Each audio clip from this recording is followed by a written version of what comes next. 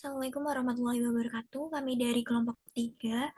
Pada kesempatan kali ini, kami akan membahas materi mengenai equity analysis and evaluation. Namun sebelum itu, izinkan kami untuk memperkenalkan diri kami masing-masing. Saya Diandri Nanti Nurapsari dengan NIM 082. Saya Devovi Satria Putra dengan NIM 084. Saya Lareta Putri dengan NIM 076. Fauzia dengan NIM 058.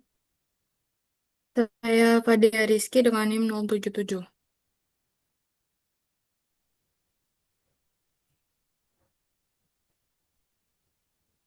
Baik, untuk materi yang pertama akan dijelaskan oleh rekan saya. Baik, saya akan menjelaskan mengenai recasting and adjusting earnings, yang mana adjusting itu bertujuan untuk mengidentifikasi elemen dalam laba berjalan yang seharusnya lebih tepat dimasukkan ke dalam hasil operasional periode sebelumnya. Nah, terdapat informasi dalam mengenai substansi laba yang berupa sumber utama, mencakup yang pertama itu laporan laba rugi dan komponen seperti laba dari operasi yang berkelanjutan, laba dari operasi yang dihentikan, keuntungan atau kerugian luar biasa, dan dampak kumulatif perubahan prinsip akuntansi. Lalu yang kedua, laporan keuangan lainnya dan catatan atas laporan keuangan. Lalu yang ketiga, bagian manajemen discussion and analysis atau MD&A. Next. Nah, masih pada recasting earnings and earnings komponen, ada beberapa tujuan dari recasting ini.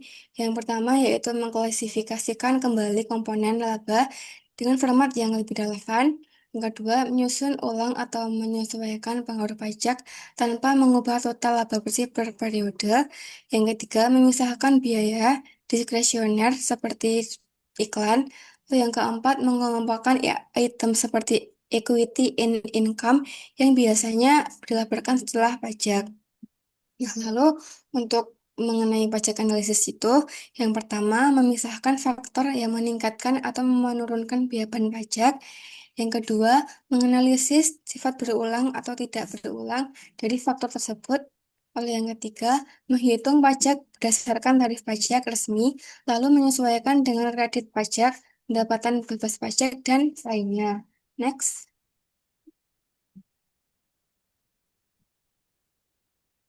Nah, lalu ada adjusting earnings and earnings komponen, di mana proses penyesuaian atau adjusting ini menggunakan data dari laporan laba rugi yang disusun ulang dan informasi lainnya untuk menempatkan komponen laba ke periode yang tepat.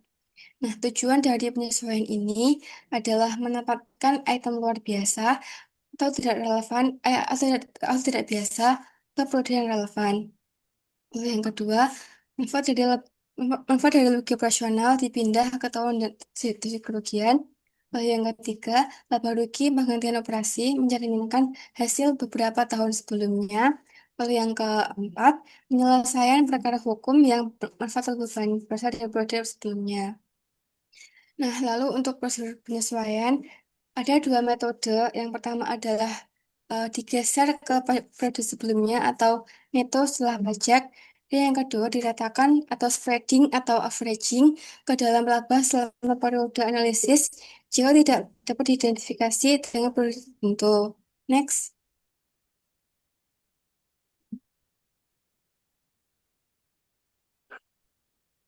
Selanjutnya saya akan menjelaskan mengenai determinant of earning persistence. Earning persistence mengacu pada sejumlah jauh mana laba yang dilaporkan dapat dipertahankan atau berlanjut di masa mendatang. Semakin persisten suatu laba, semakin besar kemungkinannya digunakan untuk menilai nilai intrinsik saham. Nah, berikut beberapa faktor utama yang mempengaruhi persistensi laba. Yang pertama adalah sumber laba, di mana laba dari operasi inti lebih persisten daripada dari aktivitas non operasional. Yang kedua, stabilitas industri. Industri stabil seperti utilitas cenderung punya laba yang jauh lebih persisten. Ketiga, manajemen laba, di mana manipulasi akuntansi menurunkan kualitas dan persistensi laba. Lalu ada volatilitas laba, di mana laba yang fluktuatif dari tahun ke tahun menunjukkan persistensi yang rendah. Selanjutnya adalah kebijakan akuntansi, di mana metode yang konservatif dan konsisten meningkatkan persistensi laba. Uh, Selanjutnya adalah persistent and transitory items in earnings. Untuk menilai earning power suatu perusahaan secara akurat, analisis harus memisahkan item laba yang berulang, yang persisten, dari item yang tidak berulang atau transitory. Nah, untuk item yang persisten itu, yang pertama merupakan bagian laba yang cenderung berulang secara reguler dan mencerminkan kualitas operasional perusahaan. Biasanya digunakan sebagai dasar untuk proyeksi laba ke depan, nilai-nilai perusahaan, dan analisis keberlanjutan dividen. Untuk contohnya itu ada pendapatan dan dari penjualan utama, laba kotor operasional, pengeluaran rutin seperti beban gaji dan biaya operasional tetap. Nah, selanjutnya adalah transitory items. Laba atau rugi yang tidak terjadi secara reguler tidak mencerminkan kemampuan jangka panjang perusahaan. Nah, transitory items ini harus dikeluarkan dari perhitungan earning power agar proyeksi lebih realistis. Untuk contohnya adalah yang pertama penjualan properti, lalu ada hasil yang dimenangkan dalam gugatan hukum, dan yang ketiga pengakuan pendapatan yang ditunda karena perubahan standar. Nah, transitory items ini bisa dikatakan menyesatkan jika tidak diidentifikasi, karena menyebabkan overestimate atau underestimate suatu nilai saham.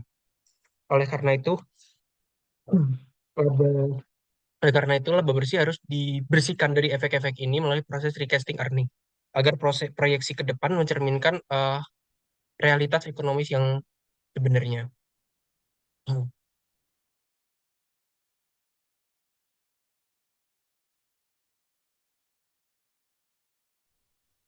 Baik, yang selanjutnya ada mengenai earning based equity.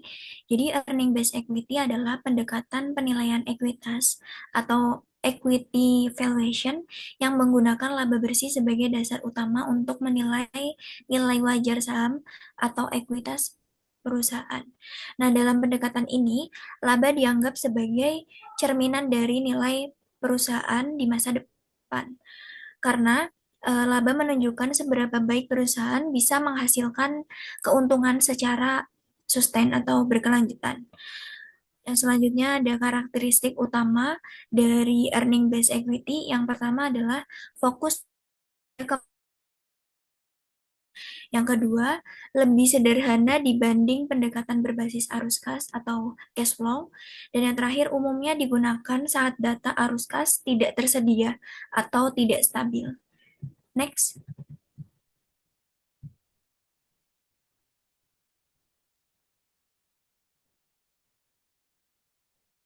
Oke, di sini ada metode dari earning based equity. Yang pertama ada price to earnings rasio, dan yang kedua ada earnings capitalization model, dan yang terakhir residual income model. Nah, metode yang paling umum digunakan itu adalah price to earnings. Untuk rumus sederhananya yaitu nilai saham sama dengan EPS dikali expected price to earnings ratio. Artinya adalah bahwa nilai saham bisa dihitung dari laba per saham dikalikan dengan ekspektasi rasio PRI di masa depan. Nah, metode ini memiliki beberapa kelebihan, seperti yang pertama adalah mudah dihitung dan dipahami.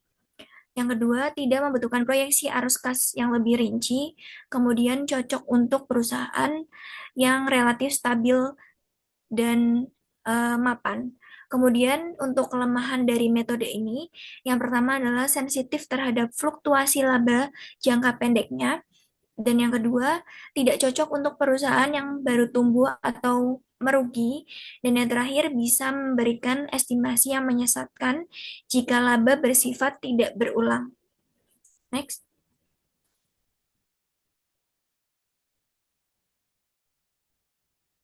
Materi selanjutnya yaitu earnings power and equity adalah estimasi sustainable income atau laba yang dapat diperoleh perusahaan secara konsisten di masa depan berdasarkan kinerja operasional normal. Fokus utamanya adalah evaluasi kemampuan perusahaan untuk menghasilkan laba bersih dari operasi utamanya, bukan dari aktivitas non-recurring, tak berulang atau extraordinary. Komponen earnings power itu ada pendapatan dari operasi, ada atau operasi income, lalu ada margin operasi, lalu ada net operating profit after tax, lalu ada return on net operating asset. Tujuannya untuk mengukur efektivitas perusahaan dalam menghasilkan laba dari aset operasi. Next.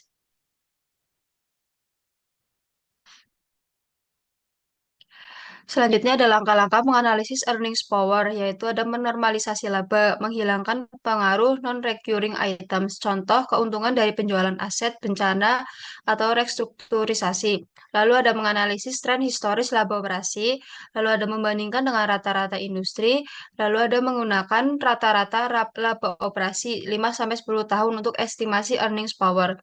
Tujuan analisis earnings power itu ada menilai kemampuan perusahaan dalam menciptakan nilai jangka panjang dan menjadi dasar dalam penilaian nilai wajar valuation, misalnya dalam metode discounted cash flow atau residual income model. Next.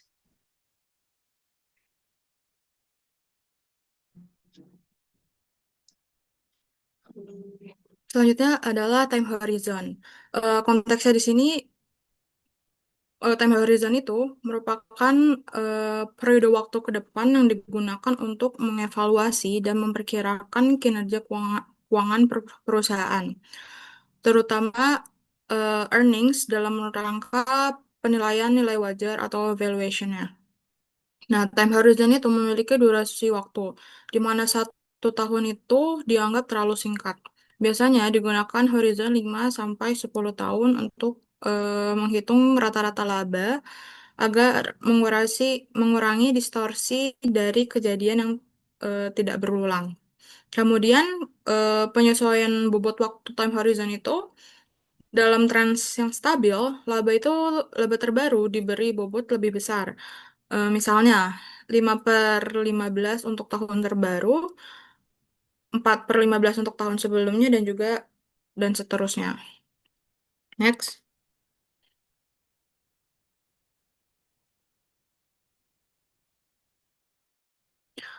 Selanjutnya adalah earnings forecasting. Earning forecasting itu memiliki tujuan untuk memprediksi komponen laba masa depan dengan menganalisis hubungan antar komponen dan juga kondisi bisnis mendatang.